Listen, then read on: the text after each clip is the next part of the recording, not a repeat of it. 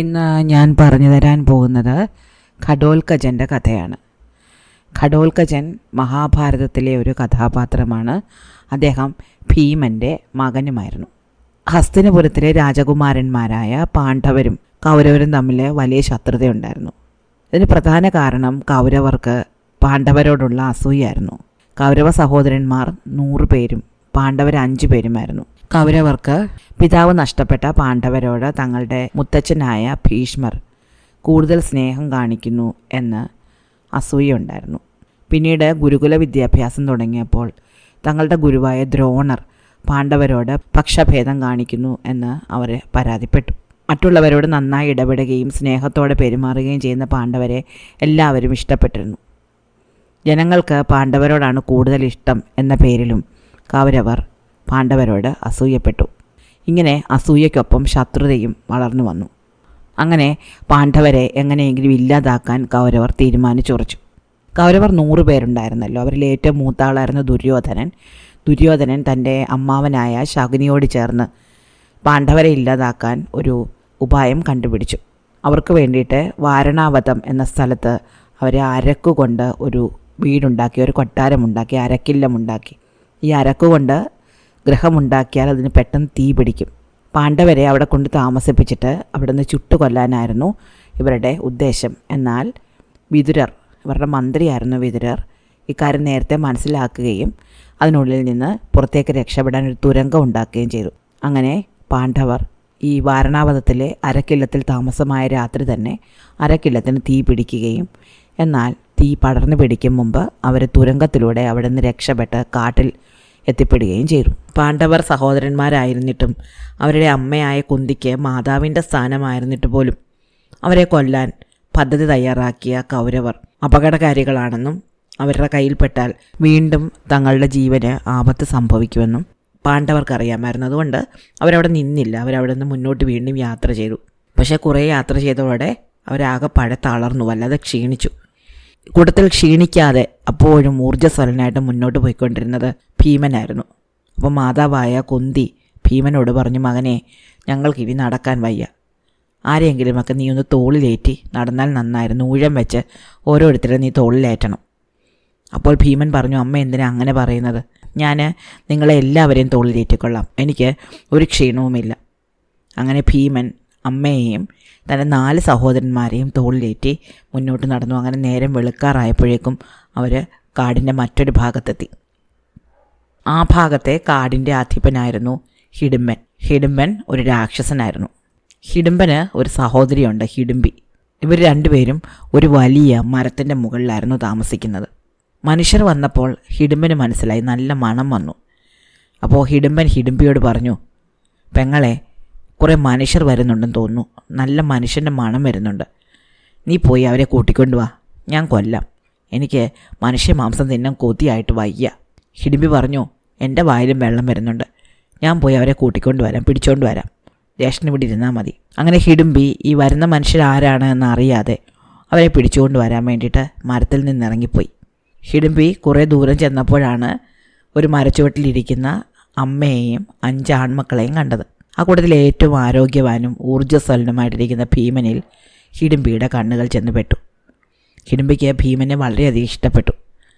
അദ്ദേഹത്തെ വിവാഹം കഴിച്ചാൽ കൊള്ളാം എന്ന് ഹിഡിംബിക്ക് തോന്നി. എന്നാൽ തൻ്റെ രാക്ഷസ രൂപത്തിൽ താൻ ഭീമൻ്റെ അടുത്തേക്ക് ചെന്നാൽ അദ്ദേഹം തന്നെ ആട്ടി ഓടിക്കും, അദ്ദേഹത്തിന് തന്നെ ഇഷ്ടപ്പെടുകയില്ല എന്ന് പേടിച്ച ഹിഡിംബി സുന്ദരിയായ ഒരു സ്ത്രീയുടെ വേഷത്തിലേക്ക് സ്വയം മാറി. രാക്ഷസർക്ക് ഒരുപാട് ജാലവിദ്യകൾ അറിയാം. അങ്ങനെയുള്ളൊരു മായാവിദ്യ കൊണ്ടാണ് ഹിഡിംബി തൻ്റെ രൂപം മാറ്റിയത്. എന്നാൽ ഭീമൻ്റെ അടുത്തേക്ക് പോകാൻ മടിച്ച് ഹിഡിംബി ഒരു മരത്തിന് മറിഞ്ഞ് അവിടെ നിന്നതേ ഉള്ളൂ. ഹിഡിംബി പോയിട്ട് കുറേ നേരമായിട്ടും കാണാഞ്ഞപ്പോൾ ഹിഡിംബി അന്വേഷിച്ചു വന്നു. നോക്കുമ്പോൾ തൻ്റെ വേഷം മാറി സുന്ദരിയായ ഒരു സ്ത്രീയുടെ വേഷം ധരിച്ച് മരത്തിന് മറിഞ്ഞ് ഹിഡിംബി ഭീമനെ നോക്കിക്കൊണ്ടിരിക്കുന്നത് ഹിഡിംബൻ കണ്ടു. ഇത് കണ്ടതോടെ ഹിഡിംബന് കലശലായ ദേഷ്യം വന്നു. ഭക്ഷണം തേടി വിട്ട സഹോദരി അതെല്ലാം മറന്ന് ഇവിടെ വന്ന് നിൽക്കുന്നു. വയറ് നിറയെ ഭക്ഷിക്കാൻ തക്കവണ്ണം ആരോഗ്യമുള്ള 5 പുരുഷന്മാരും ഒരു സ്ത്രീയും മരച്ചുവട്ടിലിരിക്കുകയും ചെയ്യുന്നു. ഹിഡിംബൻ അലറിക്കൊണ്ട് ഈ മനുഷ്യരുടെ നേരെ പാഞ്ഞടുത്തു. പാണ്ഡവരിൽ ഭീമൻ ഒഴികെയുള്ളവർ മരച്ചുവട്ടിൽ കിടന്ന് ക്ഷീണിച്ച് തളർന്നുറങ്ങുകയായിരുന്നു. ഹിഡിംബൻ്റെ അലർച്ച കേട്ട് അമ്മയായ കുന്തി ചാടി എഴുന്നേറ്റു. പാണ്ഡവർ ഓരോരുത്തരായിട്ട് എഴുന്നേറ്റ് വന്നു. അവരാകെ പേടിച്ചു പോയി. ഭീമൻ അവരോട് പറഞ്ഞു, നിങ്ങൾ ആരും പേടിക്കണ്ട, നിങ്ങൾ വിശ്രമിച്ചോളൂ, ഇക്കാര്യം ഞാൻ നോക്കിക്കൊള്ളാം. അങ്ങനെ ഭീമനും ഹിഡുംബനും കൂടെ രൂക്ഷമായ ഒരു മല്ലയുദ്ധം നടന്നു. യുദ്ധത്തിന് അവസാനം ഹിഡുംബനെ ഭീമൻ കൊല്ലുകയും ചെയ്തു. ഹിഡുംബി കാട്ടിൽ ഒറ്റയ്ക്കായി. അവൾ ഓടി വന്ന് സഹോദരൻ്റെ മൃതദേഹത്തിനടുത്തിരുന്ന് കരഞ്ഞു. അത് കണ്ട കുന്തി ചോദിച്ചു, നീ ആരാ കുഞ്ഞെ, നീ എവിടുന്ന് വന്നു? അപ്പോൾ ഹിഡുംബി പറഞ്ഞു, ഈ മരിച്ചു കിടക്കുന്ന എൻ്റെ സഹോദരനാണ്. അദ്ദേഹം എന്നെ നിങ്ങളെ കൊണ്ടുവരാൻ വേണ്ടി പറഞ്ഞു വിട്ടതാണ്. പക്ഷേ നിങ്ങളുടെ ഈ മകൻ്റെ സൗന്ദര്യം കണ്ടപ്പോൾ എനിക്ക് നിങ്ങളെ കൊല്ലാൻ തോന്നിയില്ല, അതുകൊണ്ട് ഞാനിവിടെ നിന്ന് പോയതാണ്. എൻ്റെ സഹോദരൻ മരിച്ചുപോയി, എനിക്കിനി ആരുമില്ല. അപ്പോൾ അമ്മയായ കുന്തി ഭീമനോട് പറഞ്ഞു, അവൾ നിന്നെ ഇഷ്ടപ്പെട്ടു വന്നു എന്നല്ലേ പറയുന്നത്, അവളെ ഒറ്റയ്ക്കാക്കരുത്, നീ അവളെ വിവാഹം കഴിക്കണം. അമ്മ പറഞ്ഞത് ഭീമൻ അക്ഷരം പ്രതി അനുസരിച്ചു. അങ്ങനെ ഭീമൻ ഹിഡുംബിയെ വിവാഹം കഴിച്ചു. അങ്ങനെ ഹിഡുംബിയും പാണ്ഡവരും മാതാവായ കുന്തിയും കൂടി ആ കാട്ടിൽ താമസമായി. ഹിഡുംബൻ മരിച്ചതോടെ ഹിഡുംബിയായി തീർന്നു ആ കാടിൻ്റെ അധിപ. അതുകൊണ്ട് തന്നെ ആ കാട് വിട്ട് മറ്റൊരു ദേശത്തേക്ക് പോവുക എന്നത് ഹിഡുംബിയെ സംബന്ധിച്ച് അസാധ്യമായിരുന്നു. എന്തായാലും കുറേ കാലങ്ങൾക്ക് ശേഷം ഹിഡുംബിക്ക് ഒരു മകൻ ജനിച്ചു. അവനാണ് ഘടോൽകചൻ. ഘടോൽകചൻ ജനിച്ചപ്പോൾ തന്നെ അവൻ ഒരു വലിയ കുട്ടിയായിട്ട്, മുതിർന്ന കുട്ടിയായിട്ട് തന്നെയാണ് ജനിച്ചത്. കാരണം രാക്ഷസന്മാരുടെ ജനനം അങ്ങനെയാണ്. അവർക്ക് മറ്റുള്ള കുഞ്ഞുങ്ങൾ ജനിക്കുന്നത് പോലെ പരസഹായമില്ലാതെ ഒന്നും പറ്റില്ല എന്നുള്ളൊരവസ്ഥ രാക്ഷസർക്കില്ല. രാക്ഷസ കുട്ടികൾ ജനിക്കുമ്പോഴേ നടക്കാനും ഓടാനും സംസാരിക്കാനും ഒക്കെ പ്രാപ്തിയുള്ളവരാണ്. മാത്രമല്ല ഘടോൽകചൻ മായാജാല വിദ്യകളിൽ വളരെ നിപുണനായ ഒരാളായിട്ടാണ് ജനിച്ചു വന്നത് തന്നെ. പിന്നീട് അവൻ്റെ ആ കഴിവുകൾ വർദ്ധിച്ചു വന്നതേ ഉള്ളൂ. എന്തായാലും ഘടോൽകചൻ ജനിച്ച് കുറച്ചു കാലം കഴിഞ്ഞതോടെ പാണ്ഡവരും മാതാവും ആ കാട് വിട്ട് തിരിച്ചു പോകാൻ ഒരുങ്ങി. തങ്ങളുടെ അധീനതയിലുള്ള, തങ്ങളുടെ സംരക്ഷണയിലുള്ള കാട് ഉപേക്ഷിച്ചിട്ട് പോകാൻ ഹിഡുംബിക്കും മകനും കഴിയില്ലായിരുന്നു. അതുകൊണ്ട് അവർ കാട്ടിൽ തങ്ങി. പോകാൻ നേരത്ത് ഭീമനോട്, അങ്ങേക്ക് എപ്പോൾ ആവശ്യമുണ്ടെങ്കിലും എന്നെ ഒന്ന് സ്മരിച്ചാൽ മതി, ഞാൻ അവിടെ എത്തും എന്ന വാക്ക് ഘടോൽകചൻ കൊടുത്തിരുന്നു. അങ്ങനെ പാണ്ഡവർ ഘടോൽകചനോടും ഹിഡുംബിയോടും വളരെ വേദനയോടെ യാത്ര പറഞ്ഞു. വർഷങ്ങൾ കഴിഞ്ഞു പോയി. പാണ്ഡവർ ഇന്ദ്രപ്രസ്ഥത്തിൽ ഭരണം തുടങ്ങി. അവർ രാജസൂയ യജ്ഞം നടത്തി. അവരുടെ ശക്തിയും ജനസമ്മതിയും നാൾക്ക് നാൾ വർദ്ധിച്ചു വന്നു. കൗരവരുടെ അസൂയ അഗ്നിപർവ്വതം പോലെ പുകഞ്ഞു. അവസാനം അവർ പാണ്ഡവരെ നശിപ്പിക്കാൻ വേണ്ടി അടുത്ത ആയുധം പ്രയോഗിച്ചു. അത് ഒരു ചൂതുകളിയായിരുന്നു, കള്ളച്ചൂതുകളി. പാണ്ഡവരിൽ മുതിർന്നവനായ യുധിഷ്ഠിരനെ ചൂത് കളിക്കാൻ വിളിക്കുകയും ചൂതിൽ തോൽപ്പിക്കുകയും ചെയ്തു. തൻ്റെ രാജ്യവും സ്ഥാനമാനങ്ങളും ഒന്നൊന്നായിട്ട് യുധിഷ്ഠിരന് ചൂതുകളിയിൽ നഷ്ടപ്പെട്ടു. അവസാനം പാണ്ഡവർ അവരുടെ ഭാര്യയായ പാഞ്ചാലിക്കൊപ്പം അവരുടെ കൊട്ടാരം വിട്ട് 13 വർഷത്തെ വനവാസത്തിന് പോകേണ്ടി വന്നു. പാണ്ഡവർ ഈ വനവാസത്തിന് പോയ സമയത്ത് അർജുനൻ്റെ ഭാര്യ സുഭദ്ര ഇന്ദ്രപ്രസ്ഥത്തിലുണ്ടായിരുന്നു. സുഭദ്ര ഇവർ നാട്ടിൽ നിന്ന് പോയതോടെ അവിടെ ഉപേക്ഷിച്ചിട്ട് സ്വന്തം നാടായ ദ്വാരകയിലേക്ക് പോയി. ഈ പോകുമ്പോൾ സുഭദ്രയ്ക്കൊരു വിഷമം ഉണ്ടായിരുന്നു. കാരണം സുഭദ്രയുടെ മകനായ അഭിമന്യുവും കൃഷ്ണൻ്റെ സഹോദരനായ ബലരാമൻ്റെ പുത്രിയായ വത്സലയും തമ്മിലുള്ള വിവാഹം നേരത്തെ നിശ്ചയിച്ചുറപ്പിച്ചതായിരുന്നു. എന്നാൽ പാണ്ഡവർ വനവാസത്തിന് പോയതോടെ ബലരാമൻ ആ വാക്കിൽ നിന്ന് വ്യതിചലിക്കുകയും ദുര്യോധനൻ്റെ മകനായ ലക്ഷ്മണനുമായിട്ട് വത്സലയുടെ വിവാഹം ഉറപ്പിക്കുകയും ചെയ്തു. ഇതറിഞ്ഞ വിഷമത്തിലാണ് സുഭദ്ര അപ്പോൾ ദ്വാരകയിലേക്ക് പോയത്. ദ്വാരകയിലുള്ള ബലരാമനോട് സുഭദ്രയ്ക്ക് ഇതേപ്പറ്റി അന്വേഷിക്കണമായിരുന്നു. ഒരു കാട്ടിലൂടെയാണ് പോയിക്കൊണ്ടിരുന്നത്. അങ്ങനെ അവർ കാട്ടിലൂടെ യാത്ര ചെയ്തുകൊണ്ടിരുന്നപ്പോൾ പെട്ടെന്ന് അവരുടെ മുന്നിലേക്ക് ഒരു രാക്ഷസൻ ചാടി വീണു. രാക്ഷസൻ ചോദിച്ചു, നിങ്ങളോട് ആര് പറഞ്ഞു ഈ കാട്ടിലൂടെ യാത്ര ചെയ്യാൻ? ഇത് എൻ്റെ വനമാണ്. ഈ വനത്തിലൂടെ യാത്ര ചെയ്യുന്നതിന് എൻ്റെ അനുവാദം വേണം. അപ്പോൾ അഭിമന്യു പറഞ്ഞു, അത് കൊള്ളാമല്ലോ, ഞങ്ങളുടെ നാട്ടിലേക്ക് പോവുകയാണ്. അതിന് ഇതുവഴി യാത്ര ചെയ്യണം എന്നൊന്നുമില്ല. ഇത് നിങ്ങളുടെ വനമാണെന്ന് ആര് പറഞ്ഞു? അപ്പോൾ രാക്ഷസൻ പറഞ്ഞു, അങ്ങനെയാണെങ്കിൽ എന്നോട് യുദ്ധം ചെയ്ത് തോൽപ്പിച്ചിട്ട് നിങ്ങൾ ഏത് വഴി വേണമെങ്കിൽ പൊക്കോ. തൻ്റെ വാളുമായിട്ട് അഭിമന്യു തേരിൽ നിന്ന് ചാടിയിറങ്ങി. തൻ്റെ കയ്യിലിരുന്ന ഗദ വീശിക്കൊണ്ട് ആ രാക്ഷസനും മുന്നോട്ടാഞ്ഞു. അവർ തമ്മിലൊരു ഘോരമായ യുദ്ധം നടന്നു. തൻ്റെ മകൻ്റെ യുദ്ധ നൈപുണ്യത്തിൽ സുഭദ്രയ്ക്ക് വലിയ വിശ്വാസമായിരുന്നു. പക്ഷേ ഈ യുദ്ധം കണ്ടപ്പോൾ തൻ്റെ മകനൊപ്പം പൊരുന്നു നിൽക്കുന്ന ഈ രാക്ഷസ യുവാവ് ആരാണ് എന്ന് അവർ ചിന്തിച്ചു. ഹിഡുംബിയും അത്ഭുതപ്പെട്ടുപോയി. സാധാരണ മനുഷ്യരാരും ഘടോൽകചൻ്റെ മുന്നിൽ പിടിച്ചു നിൽക്കാറില്ല. പക്ഷേ ഈ മനുഷ്യൻ ഘടോൽകചനൊപ്പം യുദ്ധത്തിൽ നൈപുണ്യം പ്രകടിപ്പിക്കുന്നു. അമ്മമാർ തമ്മിൽ പരസ്പരം കണ്ടു. ആരാണ് എന്ന് പരസ്പരം ചോദിച്ചു. അപ്പോഴാണ് ഒരാൾ അർജുനൻ്റെ ഭാര്യയായ സുഭദ്രയാണെന്നും മറ്റേയാൾ ഭീമൻ്റെ ഭാര്യയായ ഹിഡുംബിയാണ് എന്നും മനസ്സിലായത്. അമ്മമാർ ഓടിച്ചെന്നു മക്കളോട് യുദ്ധം നിർത്താൻ ആജ്ഞാപിച്ചു. നിങ്ങൾ സഹോദരന്മാരാണ്, പരസ്പരം പൊരുതരുത് എന്ന് അമ്മമാർ അവരെ അറിയിച്ചു. അങ്ങനെ അന്നത്തെ ദിവസം സുഭദ്രയും മകനായ അഭിമന്യുവും ഹിഡിംബിയുടെ ആതിഥ്യം സ്വീകരിച്ച് അവരുടെ കൊട്ടാരത്തിൽ ചെന്ന് താമസിച്ചു. കാട്ടിനുള്ളിലെ അവരുടെ ഗ്രഹത്തിൽ അഭിമന്യുവും ഘടോൽക്കജനും ഇന്ന് സംസാരിക്കുമ്പോൾ തനിക്ക് വിവാഹം കഴിച്ചു തരാം എന്ന് പറഞ്ഞിരുന്ന വത്സലയെ അമ്മാവനായ ബലരാമൻ ദുര്യോധനൻ്റെ മകനായ ലക്ഷ്മണന് വിവാഹം കഴിച്ചു കൊടുക്കുന്ന കാര്യം അഭിമന്യു ഘടോൽക്കജനോട് പറഞ്ഞു. അത് അദ്ദേഹത്തിനോട് ചോദിക്കാൻ പോവുകയാണ് അഭിമന്യു. അപ്പോൾ ഘടോൽക്കജൻ പറഞ്ഞു, അതിനുവേണ്ടി അങ്ങ് മെനക്കെടേണ്ട, അങ്ങ് ഇവിടെ ഇരുന്നാൽ മതി. എൻ്റെ വീട്ടിൽ എൻ്റെ അമ്മയുടെ ആതിഥ്യം സ്വീകരിച്ച് നിങ്ങൾ കുറച്ച് ദിവസം താമസിക്കുക. അപ്പോഴത്തേക്ക് ഞാൻ പോയി പ്രശ്നത്തിനൊരു പരിഹാരം കണ്ടുപിടിച്ചിട്ട് വരാം.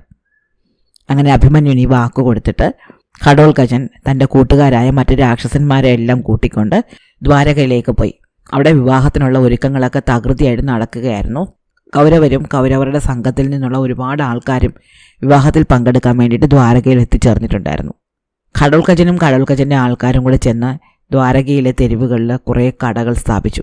അവിടെ ഉണ്ടായിരുന്ന പഴയ കടകളെല്ലാം വിലയ്ക്ക് വാങ്ങിയിട്ട് അവരവിടെയെല്ലാം വസ്ത്രശാലകൾ സ്ഥാപിച്ചു.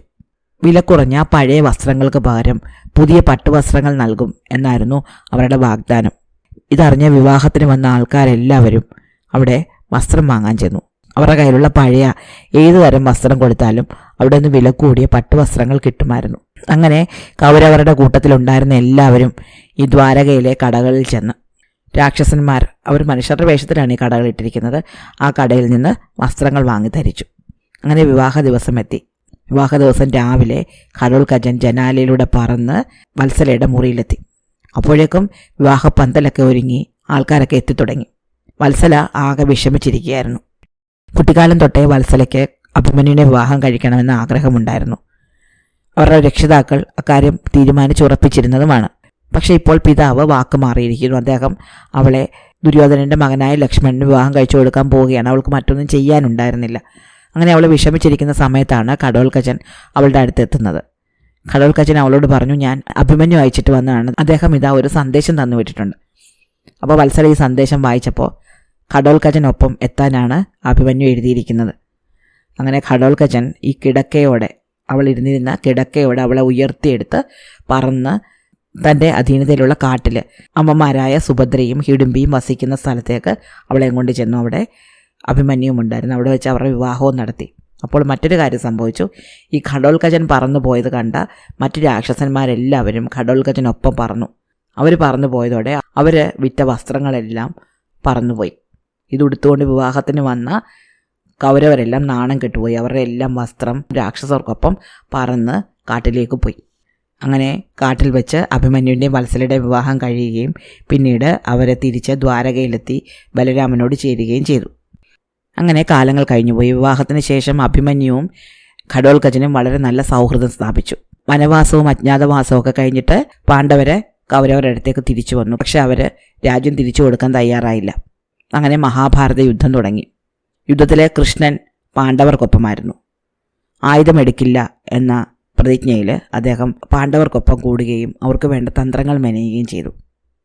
യുദ്ധം തുടങ്ങിയപ്പോഴേ കൃഷ്ണൻ ഭീമനോട് ഘടോൽക്കജനെ വരുത്തണമെന്ന് പറഞ്ഞു. ഘടോൽക്കജൻ നല്ലൊരു യോദ്ധാവാണ്, മിടുക്കനാണ്. ഭീമൻ ഘടോൽക്കജനെ ഒന്ന് സ്മരിച്ചതേ ഉള്ളൂ. ഘടോൽക്കജൻ തൻ്റെ രാക്ഷസ കൂട്ടത്തോടൊപ്പം പറന്നെത്തി യുദ്ധത്തിൽ പങ്കെടുത്തു. വെറുതെ പങ്കെടുക്കുകയായിരുന്നില്ല. ഘടോൽക്കജൻ തൻ്റെ ശക്തി മുഴുവൻ ഉപയോഗിച്ച് യുദ്ധത്തിൽ ഒരുപാട് നേട്ടങ്ങൾ കൊയ്തു. അങ്ങനെ മഹാഭാരത യുദ്ധത്തിൻ്റെ 4-ാം ദിവസം ഭാഗദത്തൻ എന്ന് പറയുന്ന ഒരു രാജാവായിരുന്നു ഭീമനോട് എതിരിട്ടത്.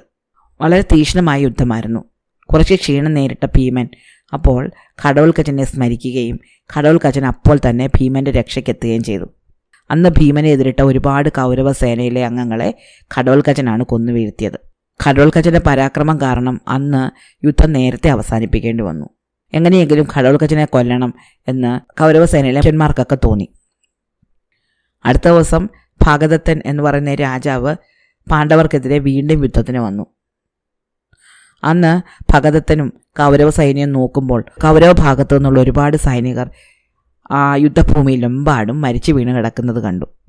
യുദ്ധം തുടങ്ങുമ്പോഴേ എന്തുകൊണ്ടാണ് ഇങ്ങനെ ആൾക്കാർ മരിച്ചു വീണതെന്ന് അവർക്ക് ഒരെത്തും പിടിയും കിട്ടിയില്ല. യഥാർത്ഥത്തിൽ അത് ഘടോൽക്കജൻ്റെ മായാജാല പ്രകടനമായിരുന്നു.